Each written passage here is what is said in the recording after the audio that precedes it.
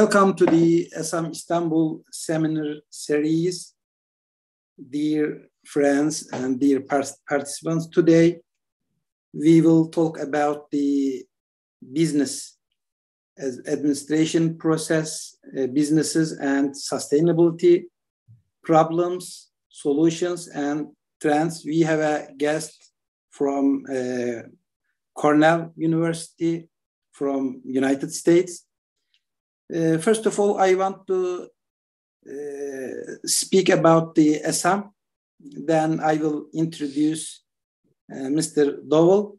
Then he will start to speak about the topic. ESAM is a non-governmental organization in Turkey.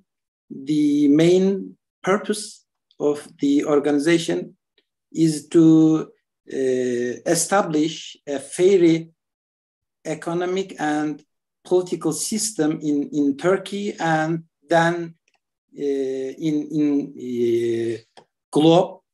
The organization organized, the ESAM organized workshops and seminars, panels, and so on related with the economic and social issues, especially for Turkey, but not only for Turkey, but also for the other countries. Today, we will speak about the private sector, especially the basic actor of the private sector, which is businesses. So I want to introduce Mr. Dowell first, then I will give the presentation to Mr. Dowell. Glen Dowell is a professor in Cornell University. He has lots of academic journals, books, and awards related with his area. He has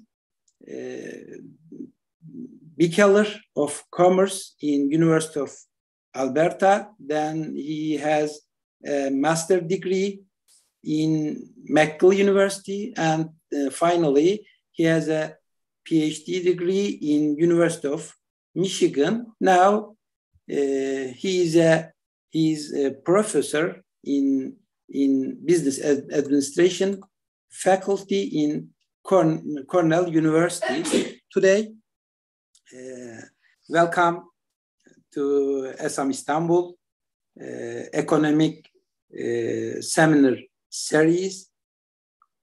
Thank you, Professor Duran, and thank you everyone for inviting me to do this. It came about in a really interesting way. I got to know one of your colleagues through a program we have here in Ithaca for people who are visiting and want to improve their English skills. And I got to know Batuhan through that, and he asked me if maybe I would be interested in giving this talk.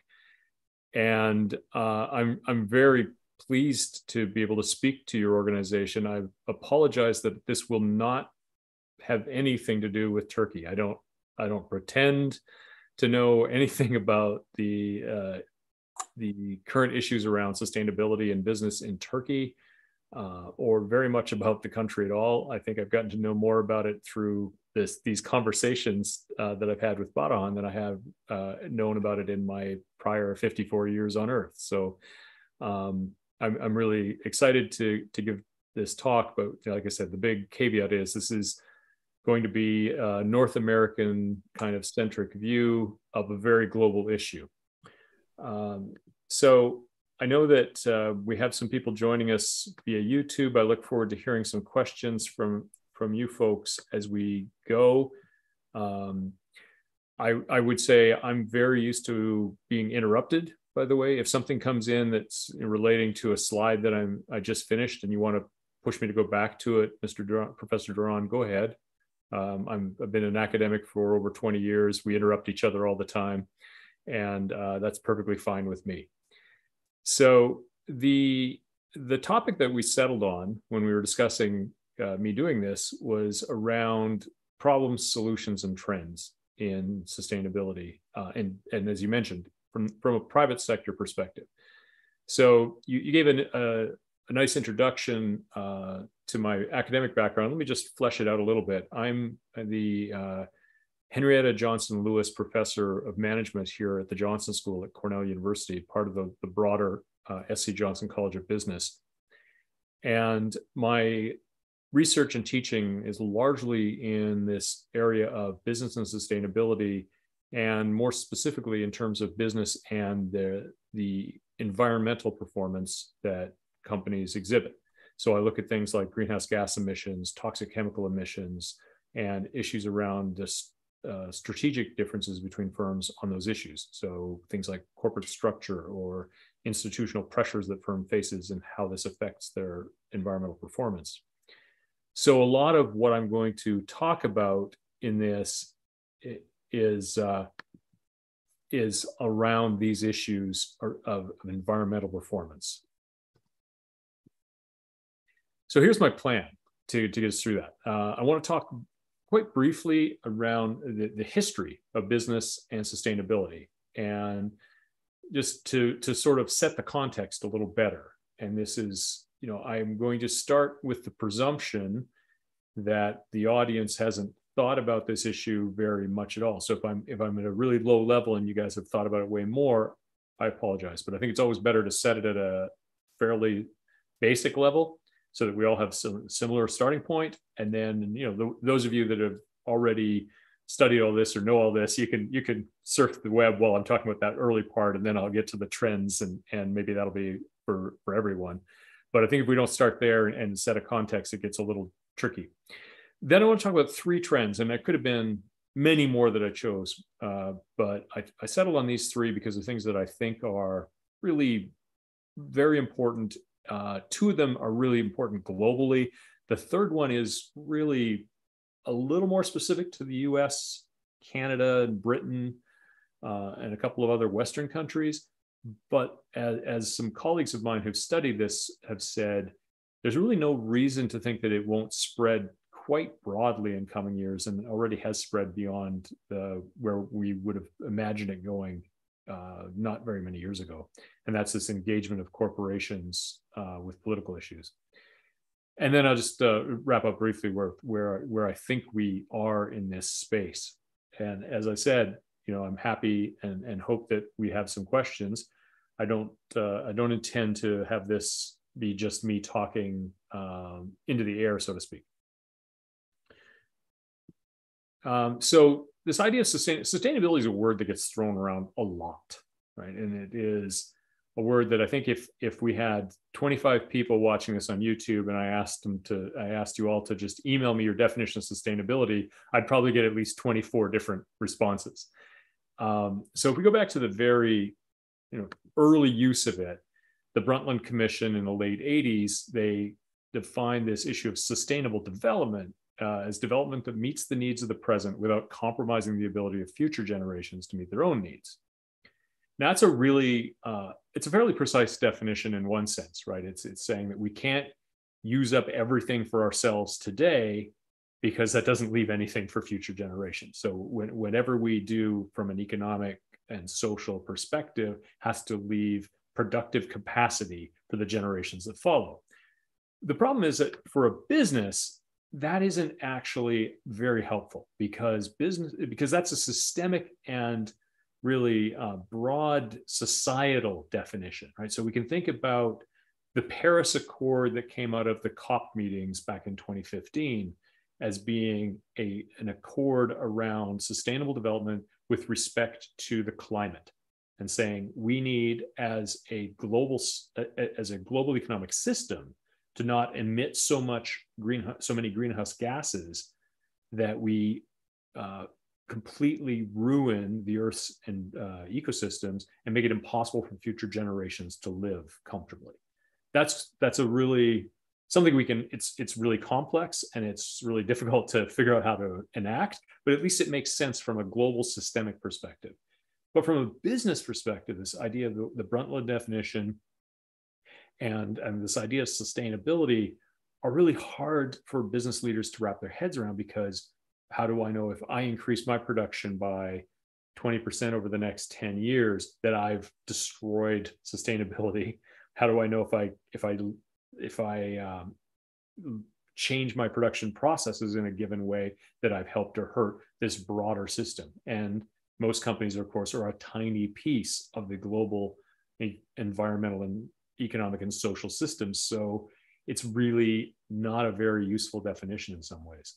So there's been a lot of work by scholars, by managers, by gurus and consultancies to try to figure out how to make sustainability more concrete, so that it can be brought in within the systems with which businesses operate, right? Their profit and loss systems. They're thinking about research and development and so on, to make it more immediate, because frankly, the idea of future generations is not very coherent and impactful for businesses that are thinking in terms of the next quarter, the next year, the next couple of years. So they tend to think about things more immediately than in generational terms, and more urgent. Similarly, like how do we make this, instead of being something that, well, we should take this into account at some point, to bring it to something we need to think about today in businesses.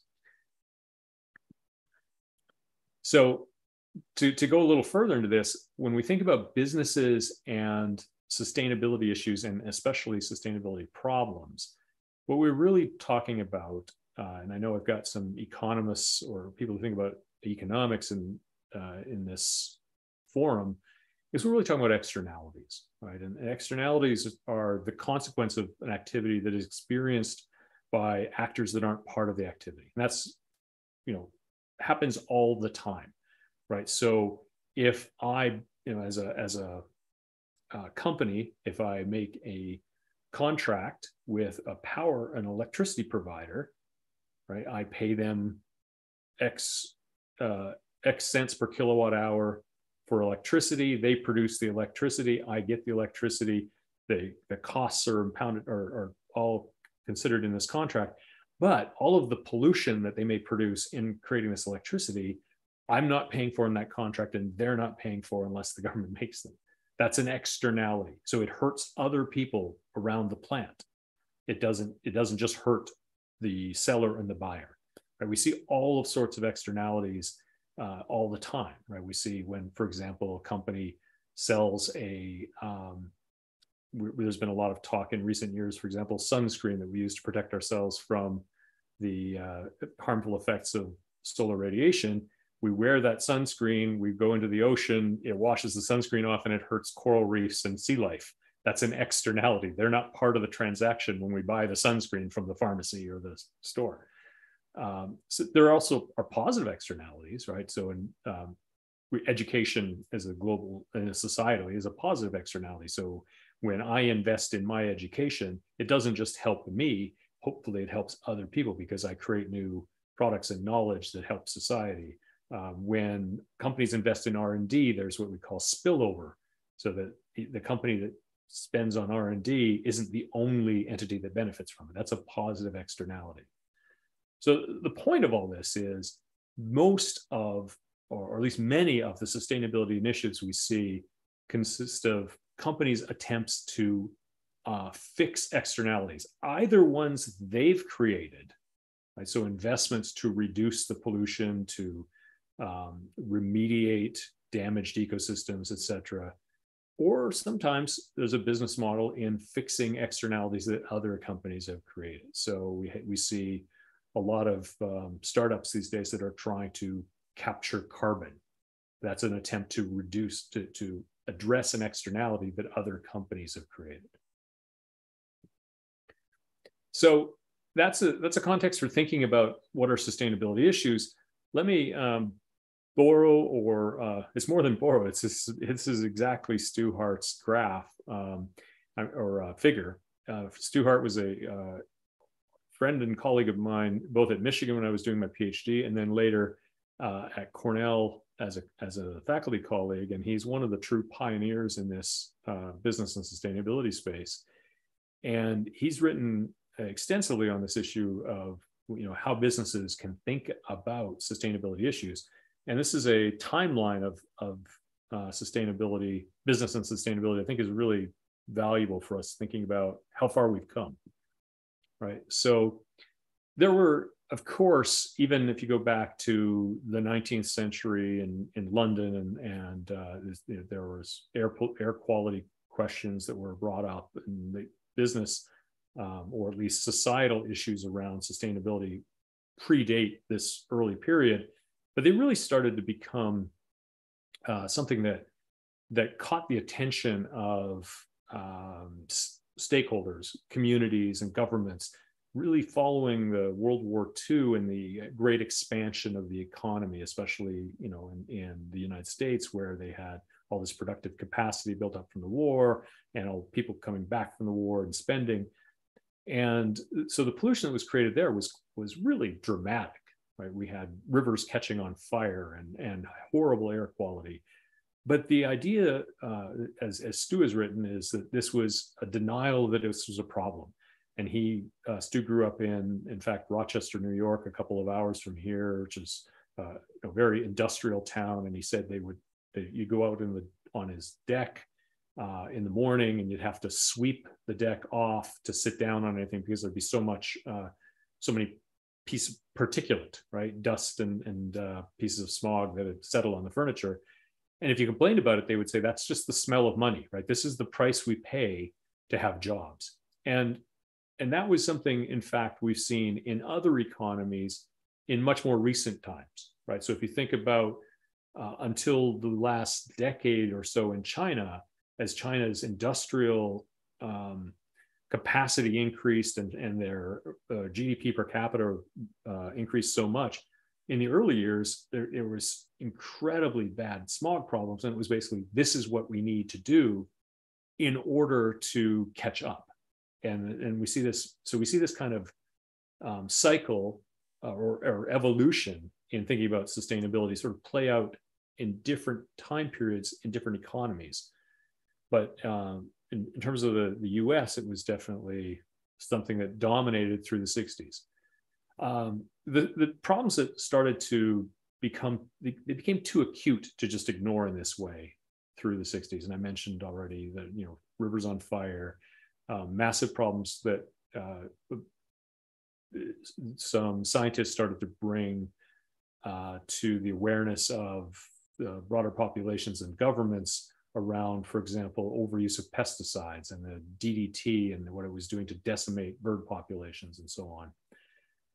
This led in the early 1970s to the creation of the Environmental Protection Agency, the EPA, and the first Earth Day in the early 70s, and some enactment of some pretty important regulations to reduce these kind of emissions, right? So you couldn't just pour whatever you wanted into the air, land, and water as a business. You had to restrict them, and they literally many of the restrictions took the form of filters that were placed at the they call the end of pipe regulations. So if you've got a smokestack from a factory, you're still producing all the same pollution, you're just capturing it. Well, the problem with that from a business perspective is that that's a strict cost, right? You're doing all the same things, and then you're adding the cost of capturing this pollution, and that shaped business people's thinking about what business and the environment was about. It made them think it's always a trade-off. If we need to reduce our impact, if we need to not do as much harm to people's health, to local ecosystems, et cetera, then then it's going to be costly to us. We're going to have to stick a filter on, we're going to have to pay someone to clean it up.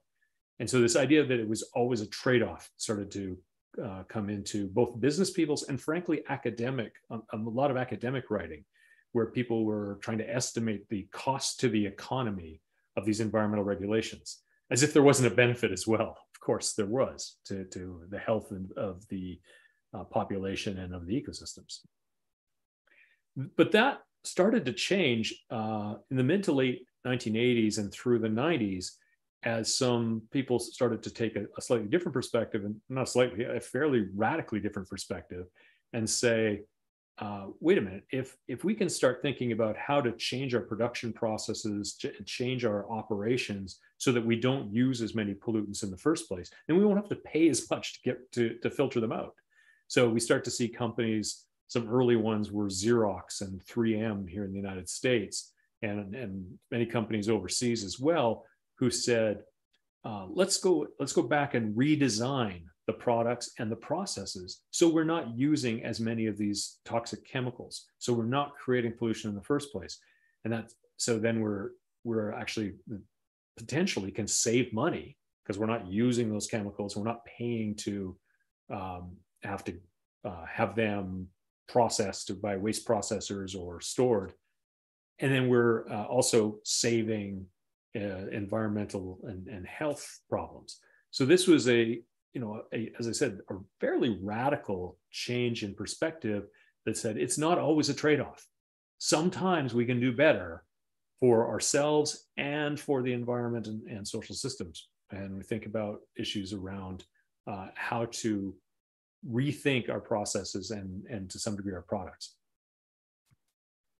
And then, and this is not something that I would claim by any stretch that every company has reached, but for the last 20 years and really growing with growing momentum has been this idea that we can actually look for opportunities. They're not always going to be there, but we can look for opportunities to make a positive impact as opposed to just reduce the negative impact. So how can we think about disrupting the markets we're in with significantly different products? So not just doing a little less bad, right? Not just trying to take a single ingredient out or reduce the amount of plastic in the packaging, but think about an entirely different form of packaging.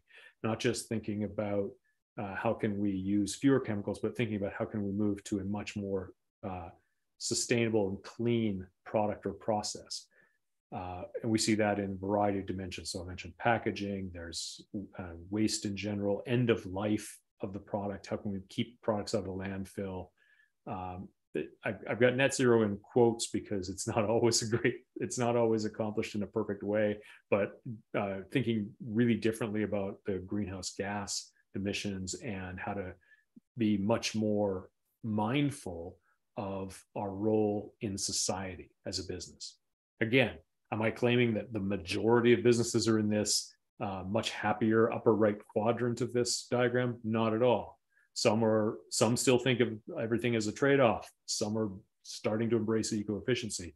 But in general, if we think about where many companies have moved, it's to this right side of this diagram in the last 20 to 30 years.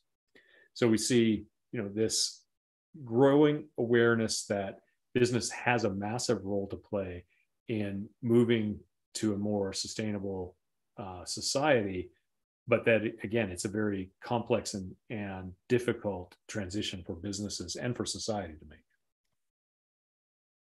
So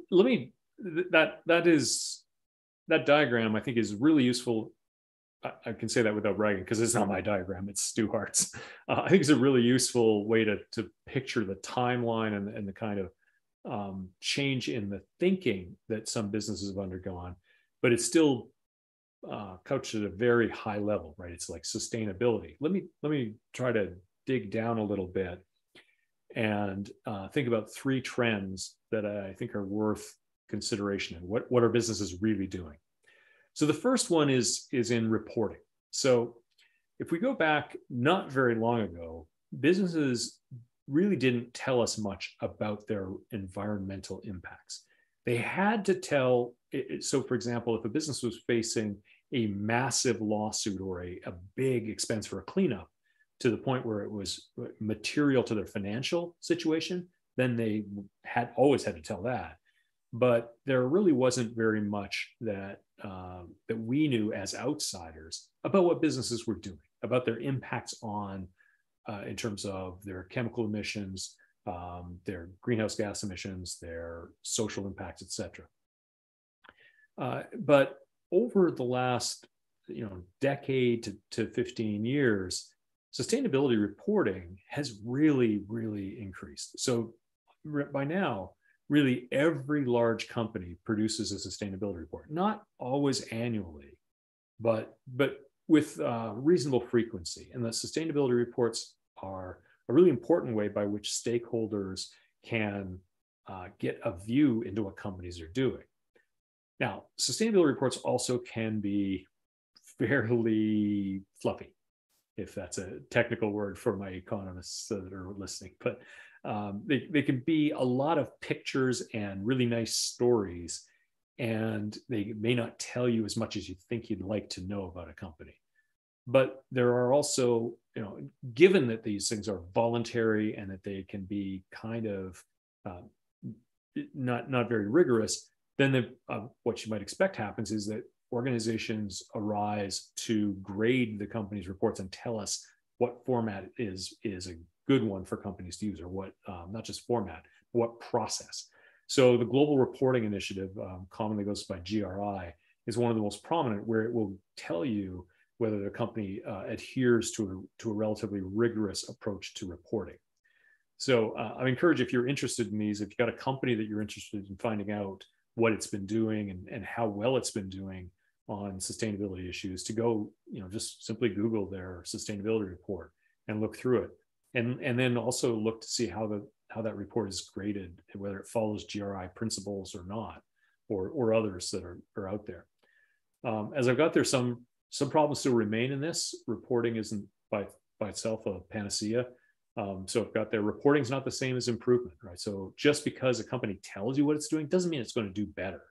It can be, from some companies' perspective, it can be just a way to get the most vocal critics off their back. Like, here, we gave you a report, and then not much follow-up is done. And there's a lot of work on that, including some work I've done with colleagues where we looked at how disclosure affects performance. And the answer is not as much as we'd hope. And there's a lot of work on this issue of disclosure, both this kind of voluntary stuff like I'm talking about here, and even mandated disclosure from governments. And it's not, not the same as improvement. This Fabrizio and Kim paper that I reference here is a wonderful paper that looks at how companies can use what they call obfuscation. In other words, they make the text in the report complicated and hard for people to parse. And that can then make it harder to really discern what they're up to. And then there's still, because this is voluntary and there's not one standard for how reporting's done, companies still have a lot of discretion on what they include in a report, what they don't, and maybe even more complex. They have a lot of discretion in whether they keep the same reporting standard from one year to the next. So you can imagine a company that one year sets a goal for its greenhouse gas emissions. The next year when it reports, it's changed that goal or changes how it measures those emissions. And that makes it really hard for stakeholders to assess how much it's improved, if at all. So I have a working paper right now with some colleagues where we're looking at this, and we're finding that these greenhouse gas goals bounce around over time in really complicated and quite concerning ways. And another colleague, Patrick Callery, has a paper that's looked at this as well. Now, there are efforts underway to try to standardize this, to make it so that companies have to follow a standardized reporting approach. There are global initiatives on the way, and the SEC here in the United States has proposed to standardize reporting for greenhouse gas emissions, at least, which would mitigate some of these issues we're seeing. Regardless, I mean, I think it can be easy to just focus on the problems in business sustainability, and there are lots. But I think it's important to understand that this is still a really big change from 15 to 20 years ago, where companies are much, much more likely to disclose issues than they used to be. And stakeholders really expect that. Trend number 2 is that we've seen a really significant increase in mainstream investors getting involved in sustainability and putting pressures on companies. So you probably, if you paid attention to any of this at all, you've heard this acronym ESG, which stands for Environmental, Social, and Governance. And This is a finance term that has been around for quite a while in one form or another.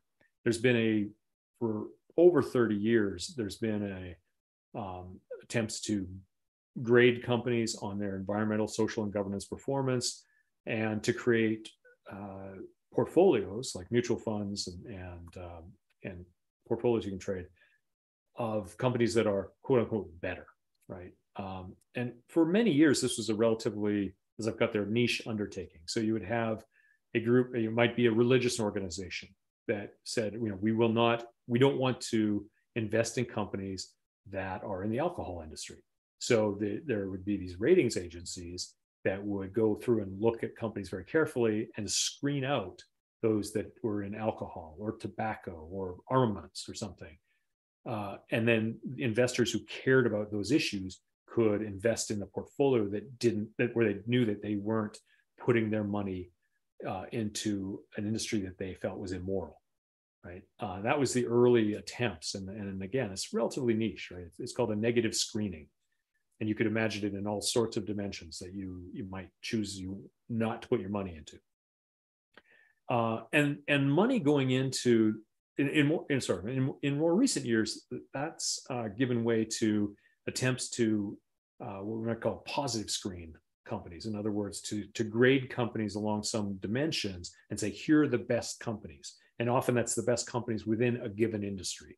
So there's the Dow Jones Sustainability Index, there's the MSCI Index, there's the Corporate Knights. There are many of these where they look at companies and they have a pretty complex way of assessing who are the best companies, maybe within a given sector, and say, if you want to invest in the best in terms of their environmental and social and governance practices, then choose these companies. And they put together, again, mutual funds of companies that meet these criteria.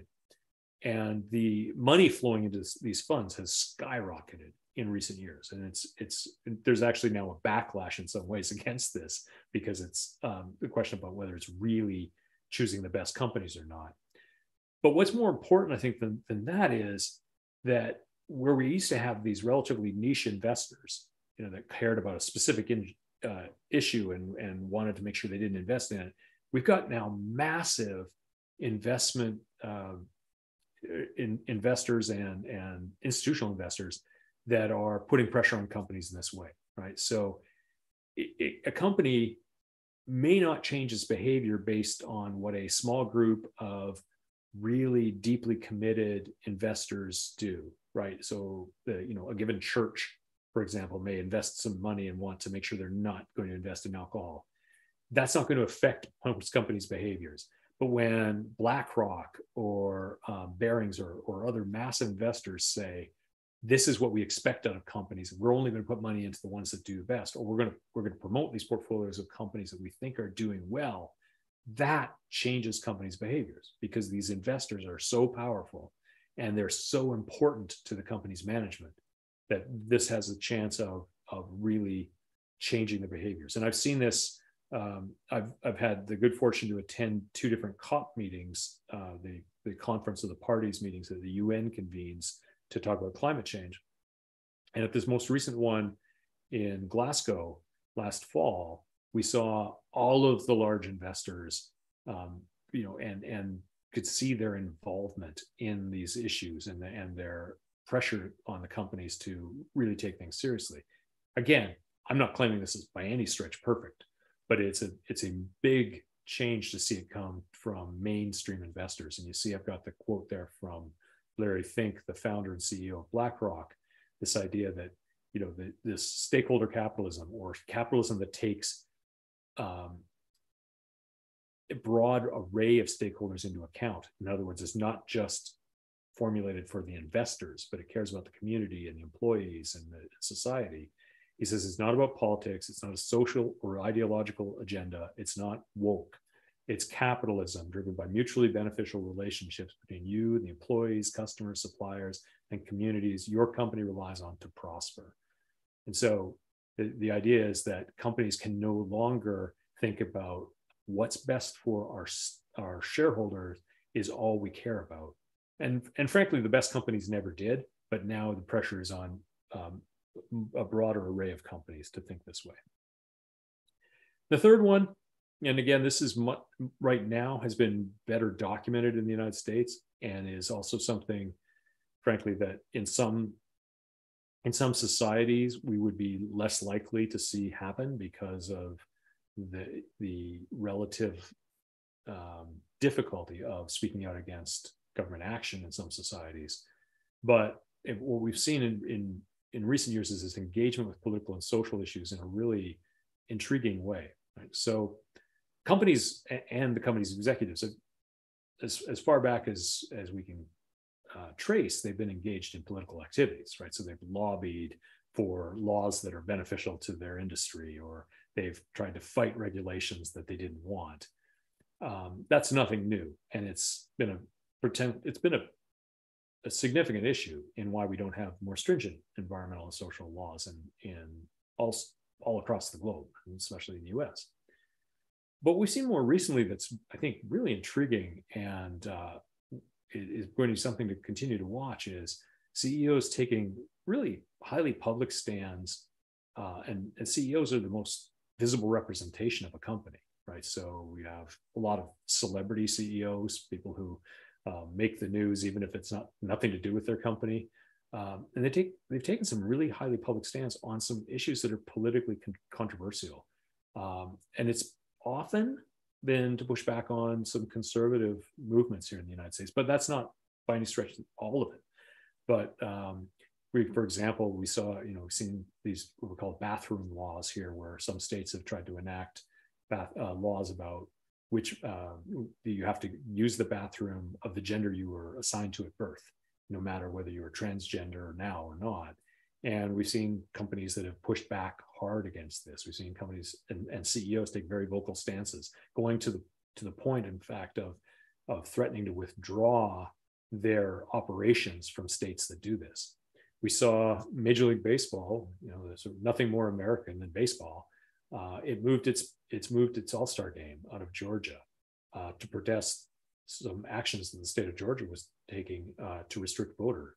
And those are relatively new and very public stances for companies to take. And there are many of these, and some, again, they're not all in support of more liberal agendas. There are some that are supporting more conservative ones. The company Hobby Lobby, for example, fighting back against the idea that its healthcare its healthcare plan for employees had to include birth control, and that was something that they didn't believe fit the owner's religious views.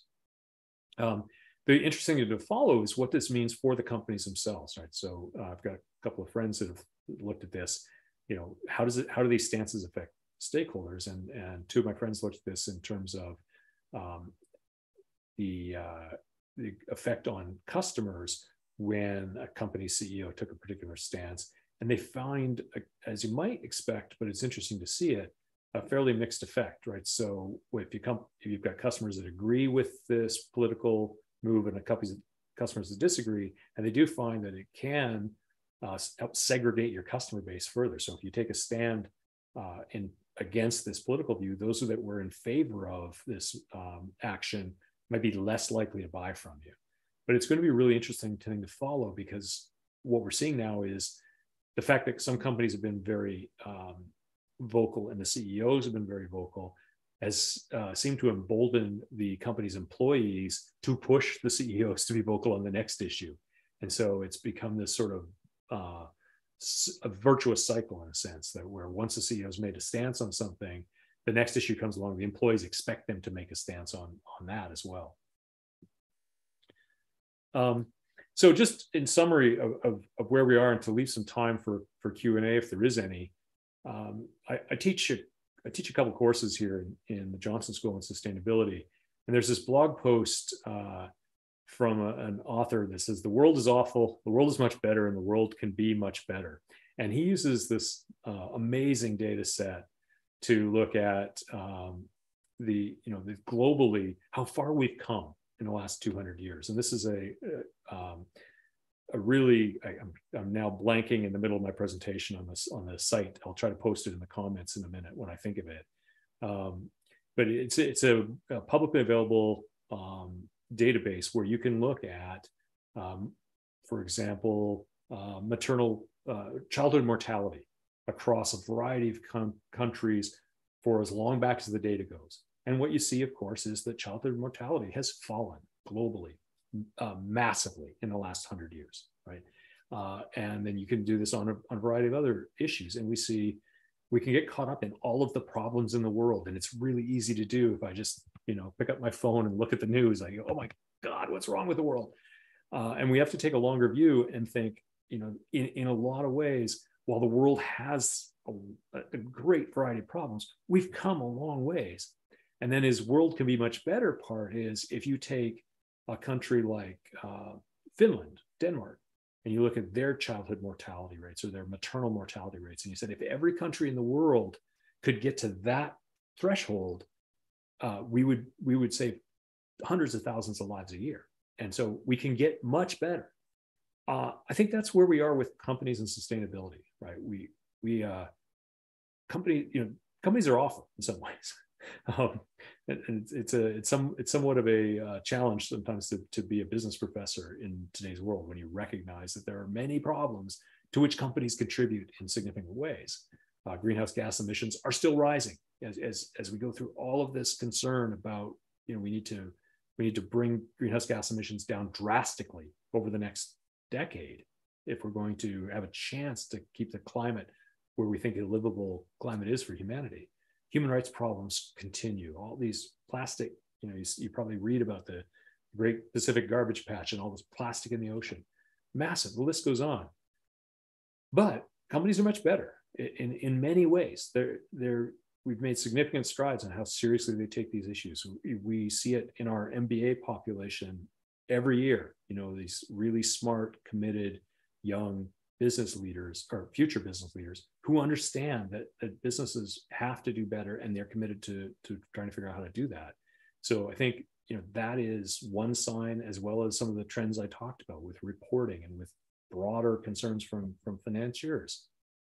But we still have a long ways to go, and we don't want to get too caught up in the improvements without realizing that the improvements are just a stepping stone, and that businesses don't continue to do better if you and I as consumers, as you as scholars, and having the impact that scholars can have on their communities, because we have a certain legitimacy in our voice. If we don't push them, then they're not going to make the progress that we need. We need to really rethink our relationship with production and consumption globally if we're going to have a chance of meeting that definition of sustainability, of providing for future generations. Thank you. That is the end of my presentation.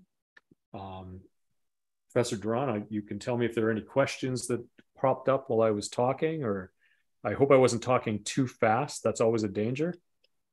It was very good and valuable presentation. Thank you very much, Professor Dowell.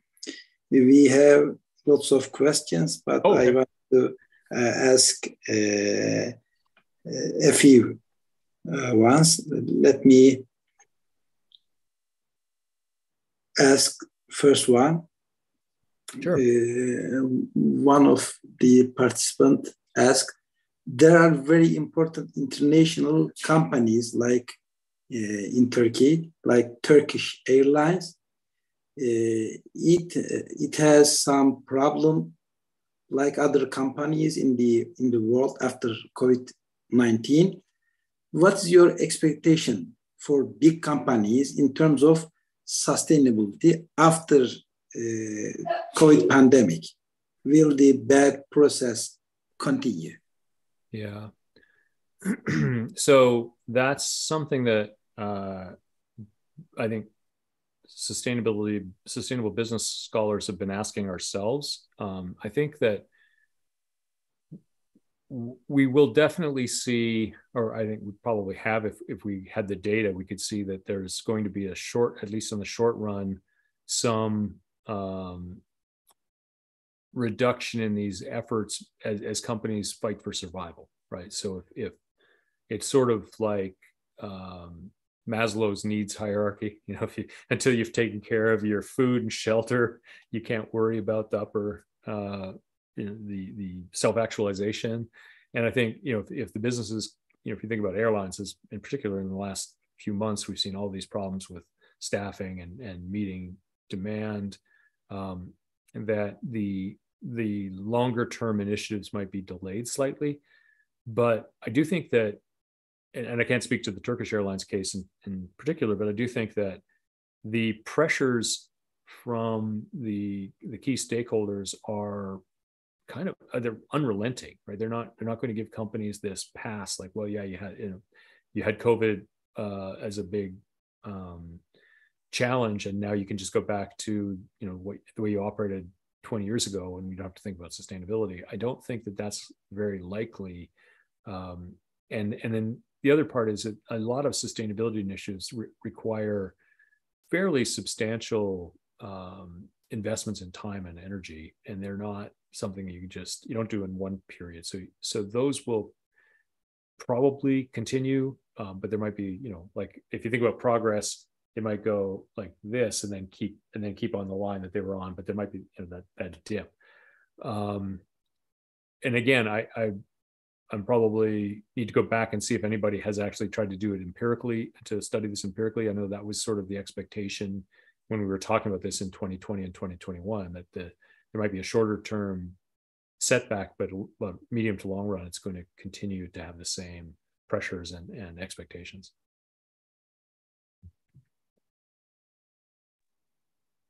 Thank you. The second question is that in the presentation, you have mentioned the eco-efficiency. What do you mean that concept? Yeah, thank you. I should have explained that at the time.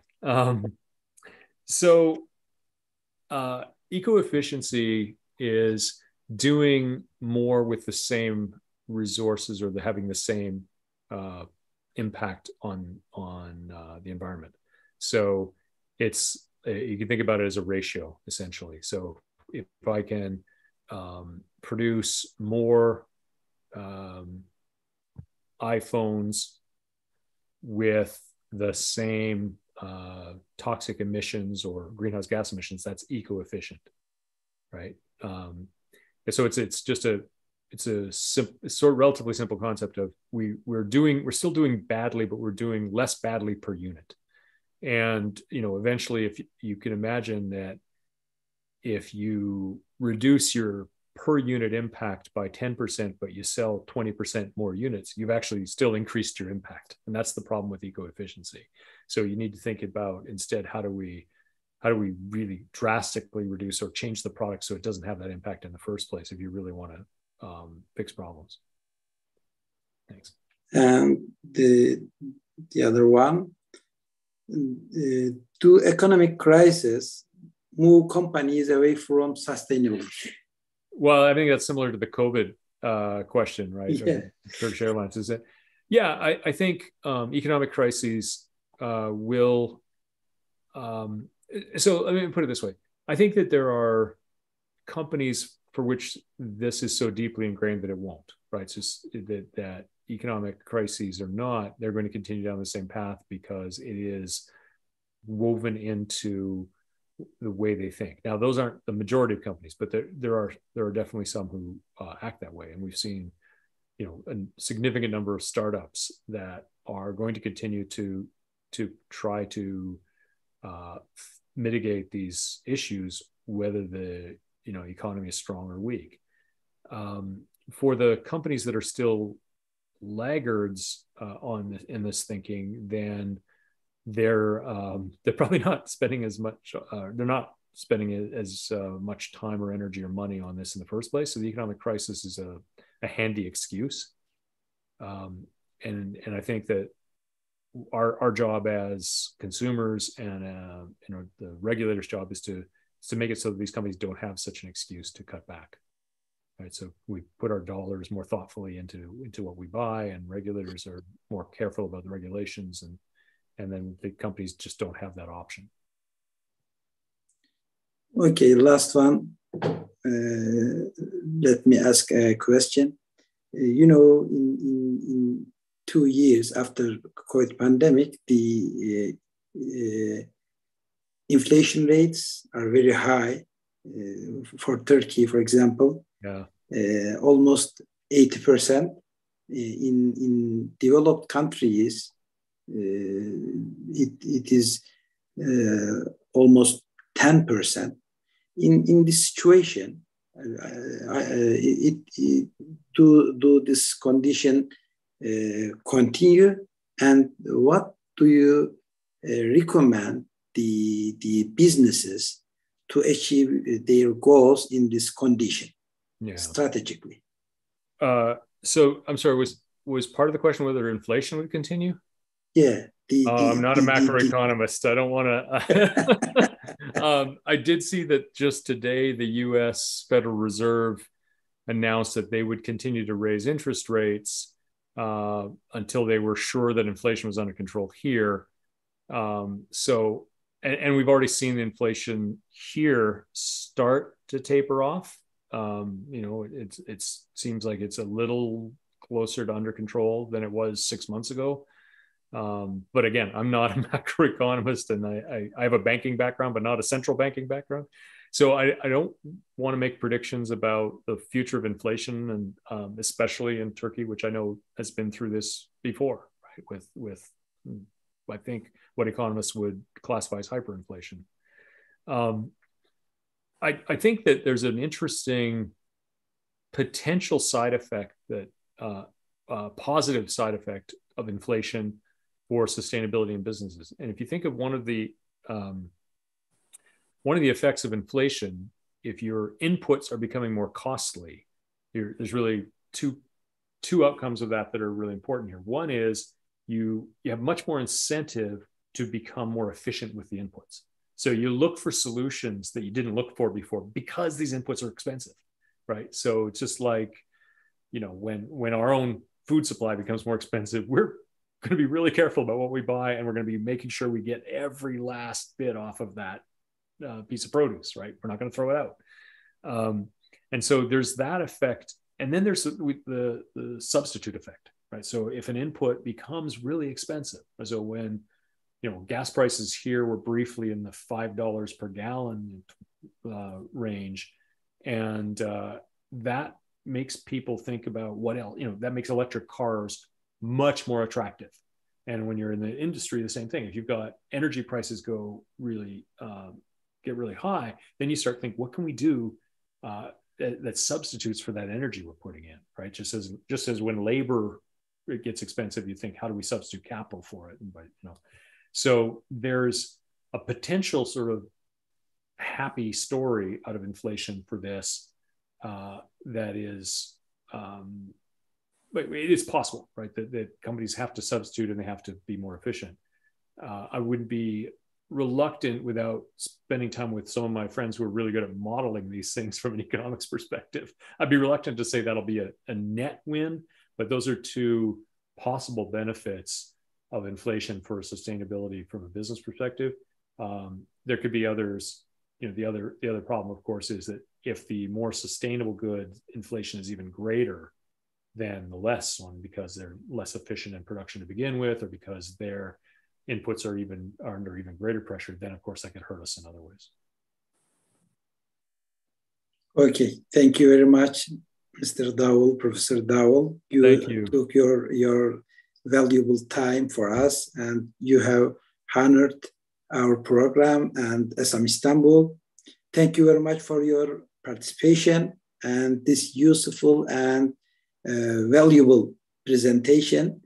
This program was very international for us. This is the first one. Oh, nice. So thank you very much. Thank you. I'm very honored to be a first international participant. Yeah. Thank you. And our participations. Thank you. Thank you very much. See you in next program, inshallah. Thank you. Bye. And thanks again for having me. Bye.